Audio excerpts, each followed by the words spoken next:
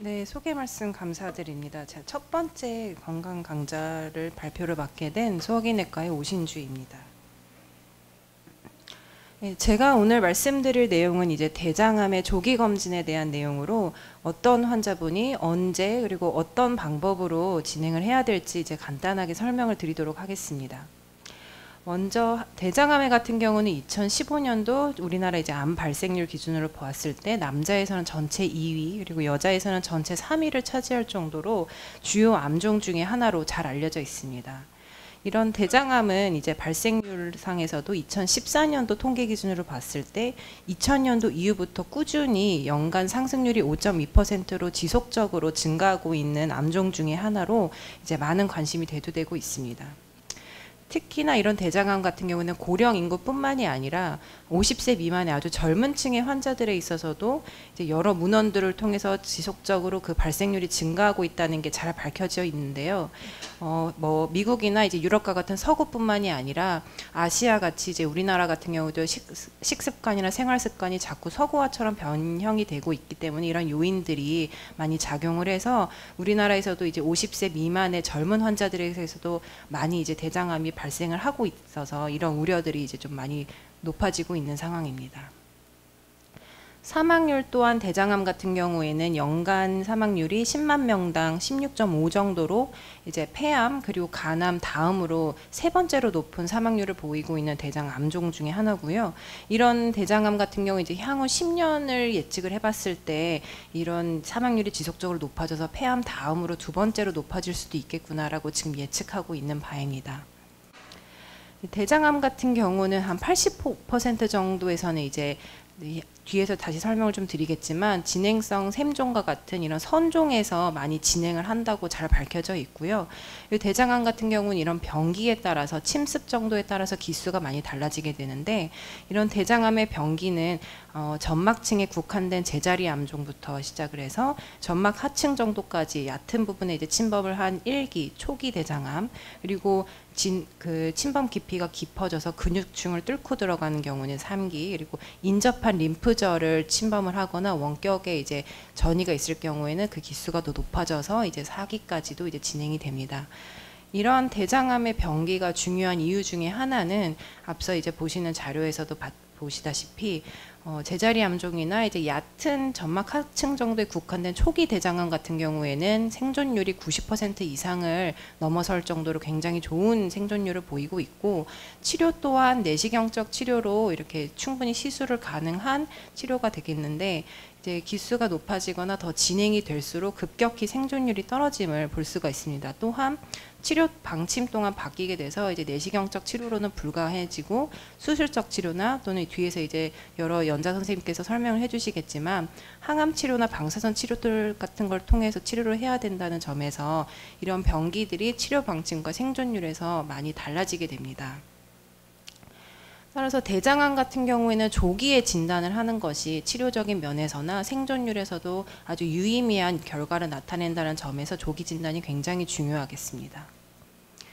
따라서 우리나라에서도 이제 여러 주요 암종 중에서 조기에 암을 발견을 하고 치료가 가능하게 함으로써 치료율을 높이고 또한 사망을 낮추고자 이런 국가 암검진 사업을 진행을 하고 있고 여러 주요 암종들에 대해서 이제 나라에서 국가 암검진 사업을 진행을 하고 있는데 대장암 또한 다음과 같은 프로그램을 통해서 국가 암검진 사업을 진행을 하고 있습니다. 이제 자세한 설명은 뒤에서 다시 설명을 드리겠고요. 그래서 간단하게 보시면은 우선 선별적으로 45세 이상의 남녀 구분 없이 모든 환자들에서 매년마다 대변 자멸 검사를 받도록 권고를 하고 있습니다. 그래서 이런 대변 자멸 검사에서 양성이 나올 경우에는 좀 더 정확한 검사를 위해서 대장 내시경을 하도록 권고를 하고 있는 바이고요. 이 외에도 이제 다른 검사로 대장 바륨 조영술이나 CT 대장 조영술 검사와 같은 것들이 있습니다. 자세한 각각의 검사에 대해서는 다시 설명을 드리겠습니다.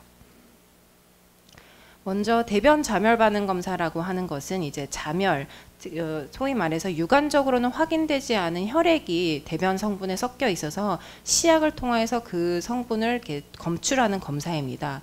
그래서 여기 계신 분들이 이제 많이 받아서 제출도 해보셨겠지만 대변을 받아서 제출만 하면 되는 거기 때문에 침습적이지도 않고 비교적 간단하면서도 경제적인 검사입니다. 이런 자멸 반응 검사가 양성이 나오는 경우는 어떤 경우가 있냐면은 이제 궤양이나 또는 항문 치질과 같은 항문에서 나는 출혈뿐만이 아니라 이제 우리가 이제 우려가 되고 있는 대장암 또는 염증, 용종에서도 출혈이 나는 경우에 양성이 나올 수가 있고요. 뿐만이 아니라 이제 음식물이나 약재 같은 경우에도 일부 영향을 받게 됩니다. 하지만 이제 자멸 반응 검사가 양성에 나올 경우에 2에서 8% 높게는 한 30%까지도 이제 대장암이 발견된다라고 밝혀지고 있고, 이런 자멸 반응 검사를 선별 검사로 시행을 했었을 때 발생률과 사망률이 의미 있게 감소를 시켰다. 그래서 선별 검사로는 충분히 효과를 보이고 있다고 밝혀져 있지만 사실 이제 진단율이나 정확도 면에서는 좀 떨어질 수밖에 없기 때문에 양성이 나올 경우에는 앞서 말씀드린 대로 대장 내시경을 통해서 좀 더 정확하게 확진을 할 필요가 있습니다. 대장 내시경의 경우는 이제 많은 분들이 잘 알고 계시겠지만 다시 설명을 드리자면은 장 정결을 해서 장안을 깨끗이 비운 다음에 이렇게 가늘고 긴 호스를 통해서 대장 항문으로 삽입을 하여서 대장 안쪽의 점막을 직접 이제 카메라로 보면서 영상을 통해서 확인을 하는 검사 방법입니다. 그래서 점막을 직접 보고 있기 때문에 대장암이나 용종의 발견율이 가장 정확하게 검사를 할 수 있는 방법 중에 하나라고 알 수가 있겠고요. 뿐만이 아니라 검사를 진행을 하면서 이런 식으로 이상 병변이 발견이 되거나 용종이 발견이 되면 그 자리에서 조직을 얻을 수 있고, 또 이제 어느 정도는 시술이 가능하기 때문에 치료가 같이 병행될 수 있는 검사 방법 중에 하나입니다. 하지만 이런 대장 내시경 같은 경우도 다음과 같이 이렇게 음식물이나 대변이 깨끗하게 비워지지 않고 이렇게 대변 물이 많이 남아 있는 경우에는 여기서도 보시다시피 이 뒤쪽에 있는 점막이나 이 아래쪽에 있는 점막 같은 경우는 세세하게 관찰을 하기가 어려워집니다. 그래서 이런 부분은 이렇게 검사를 시행하는 의사 같은 경우에도 놓치는 부분이 생길 수밖에 없게 되고, 추후에 봤을 때 이렇게 추적 검사 사이에 발견되는 중간암이라던가 조기에 암을 놓치게 됨으로써 이렇게 나중에 진행성 암으로 많이 발견되는 경우들이 종종 있습니다.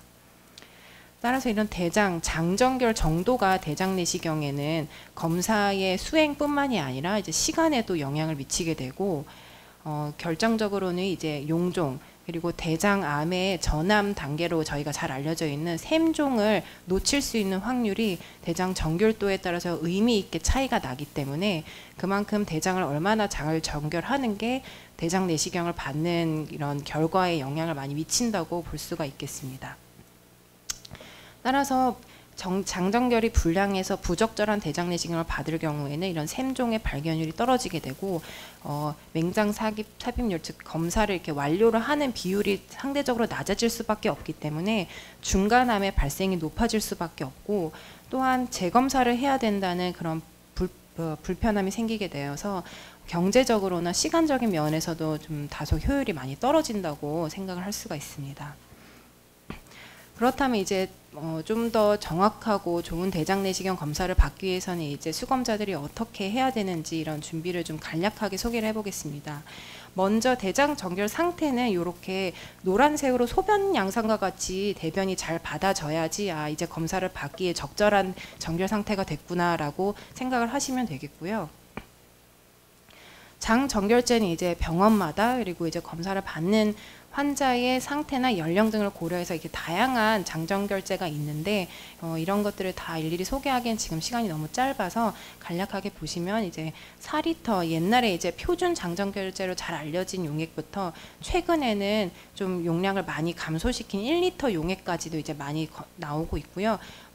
그 정제액도 많이 나오고 있는 상황입니다. 이런 장정결제를 선택함에 있어서 물론 이제 장정결이 얼마나 잘 되는지, 그리고 사실 그 수검자 입장에서는 먹기가 편한 게 아무래도 중요할 수밖에 없습니다. 그래서 이런 효과와 수능도 면도 당연히 고려를 해야겠지만 무엇보다도 가장 중요한 거는 장정결을 받고 나서 부작용이 발생을 하는지, 이런 불균형이나 신장애 같은 안정성이 가장 크게 고려돼야 됩니다. 그래서 이런 것들을 복합적으로 고려를 해서 환자의 기저질환이나 연령 등을 잘 고려한 다음에 대장정결제를 선택을 해서 이제 복용을 하게 되겠고요. 대장 정결제를 선택해서 정결을 복용을 하게 되면은 환자분들이 이제 복용을 하게 되는데 검사 시간에 따라서 조금 복용 방법이 달라질 수는 있습니다. 그래서 가장 좋은 거는 오전에 대장 내시경을 받을 경우에는 전날 한 2분의 1 정도로 먹고 검사 받는 당일 아침 일찍 일어나서 나머지 용액을 먹는 분할법이 가장 좀 효과적이라고 이제 잘 알려져 있고요. 하지만 오후에 검사를 받는 경우에 따라서는 굳이 분할을 하지 않고 아침 일찍 일어나서 당일날 대장 정결제를 다 복용을 하는 것도 어느 정도 이제 얘기가 되고 있습니다. 하지만 중요한 거는 최소한 검사를 하기 2시간 전에는 이런 장정결제를 다 복용을 하는 것이 좋겠고요.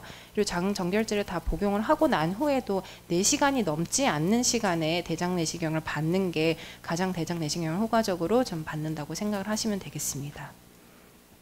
또한 이제 환자분들이 오시면 대장 내시경을 받기 전에 음식은 어떻게 먹어야 되는지를 잘 물어보시는데요. 이제 뭐 정결제의 안내문에도 많이 나와 있긴 하지만 이렇게 씨가 있거나 뭐 잡곡류 있는 것들은 아무래도 그 대장 안에 이렇게 많이 남아 있는 경향이 있기 때문에 이런 것들은 좀 가급적이면 피해 주시는 게 좋고요. 보통 이제 문헌에서 많이 보면은 일반식보다는 이제 뭐 미음이나 죽 같은 맑은 유동식이나 이제 대장 안에 적게 남아 있는 저잔사시기 같은 것들이 섬유질이 좀 적게 들어있는 음식물들이 이제 환자의 수능도나 검사 시간 이렇게 검사를 받는 편의성에 있어서는 많이 좋다고는 잘 알려져 있습니다. 하지만 대장 정결 정도나 그런 용종의 발견율에는 크게 차이가 없다고 이렇게 알려져 바가 밝고요. 따라서 최근에는 이렇게 엄격하게 시기를 제한하기보다는 오히려 좀 이렇게 유동적으로 좀 저섬유 시기를 검사 전날에만 이렇게 간단하게 복용하는 정도로 좀 이렇게 권고를 하고 있는 상태입니다. 그렇다면 여태까지는 이제 대장 내시경을 어떻게 올바르게 받는지를 살펴보았는데 대장 내시경뿐만이 아니라 다른 검사에는 어떤 것들이 있는지 간단하게 살펴보겠습니다. 먼저 이제 진료실에서 간단하게 뭐 받아보신 분들도 괜찮지만 있으시겠지만 직장 수지 검사 같은 경우에는 이제 의사가 유연활제를 바른 장갑을 낀 손으로 직장 안에 직접 삽입을 해서 직장 안에 점막이나 이제 혹이 있는지 덩어리가 있는지를 좀 만져보는 검사입니다. 그래서 이 검사는 뭐 비용적인 면이나 이게 굉장히 간단한 검사 중에 하나라서 진료실에서도 자주 이루어지고 있는 검사고요. 이 검사가 중요한 이유 중에 하나는 전체 대장암의 한 70% 정도가 직장 또는 이제 끝에 부분에 S상 결장에서 많이 발생을 하기 때문에 이 검사가 좀 의미가 있다고 볼 수가 있겠고, 따라서 직장 수지 검사를 통해서 직장암의 한 40%는 진단이 가능하다고 이제 알려져 있습니다. 두 번째로 이제 이중 바륨 대장 조영술이라는 검사인데요. 이 검사는 이제 장 정결을 똑같이 한 후에 아까처럼 내시경을 삽입을 하거나 이렇지는 않고요. 조영제를 이제 먹고 공기를 주입을 해서 대장벽을 이렇게 얇게 피게 한 다음에 대장 정막을 우리 엑스레이 촬영하듯이 투시 장치로 인해서 영상을 이렇게 찍어내는 겁니다. 그래서 대장 내시경을 직접 삽입을 하지 않아도 되고 진통제나 수면 유도제 같은 추가적인 처치가 필요하지 않기 때문에 비교적 덜 침습적이고 좀 받기는 좀 수월할 수 있기는 하지만 이런 이중바륨 대장조영술 같은 경우에도 이 영상을 얻는 데까지만 그칠 수밖에 없고 조직을 얻거나 또는 장정결이 불량할 경우에는 거의 정확도가 현격히 떨어지는 이런 단점이 있습니다. 뿐만이 아니라 이제 조직을 얻어내거나 시술을 해야 되는 그런 치료 같은 것들이 같이 병행이 될 수가 없다는 단점이 이제 크게 작용할 수밖에 없다고 봅니다. CT 대장조영술 같은 경우에는 이제 마찬가지로 장정결을 똑같이 하고 항문에 이제 작은 관을 삽입을 한 다음에 그쪽으로 공기를 주입을 해서 이렇게 부풀리게 됩니다. 그리고 나서는 우리가 이제 CT 동그란 통에 들어가서 CT를 찍어가지고 여러 이제 재구성을 해서 이런 식으로 가상의 대장 내시경 영상을 얻어내는 방법으로 이제 하는 검사입니다.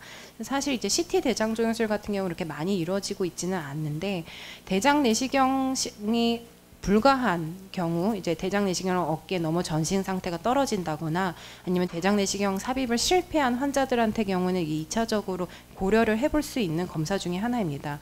불편감도 적고 복강 내에 이제 다른 대장뿐만 아니라 다른 장기도 어느 정도 확인이 가능하다는 점에서는 어느 정도 장점이 될 수가 있겠는데, 하지만 이 또한 조직 검사나 이제 치료적인 시술이 불가능할 뿐만 아니라 크기가 작은 5mm 미만의 미세 용종들은 발견이 거의 불가능하기 때문에 사실 이런 면에서는 정확도가 상당히 떨어진다고 볼 수가 있겠습니다.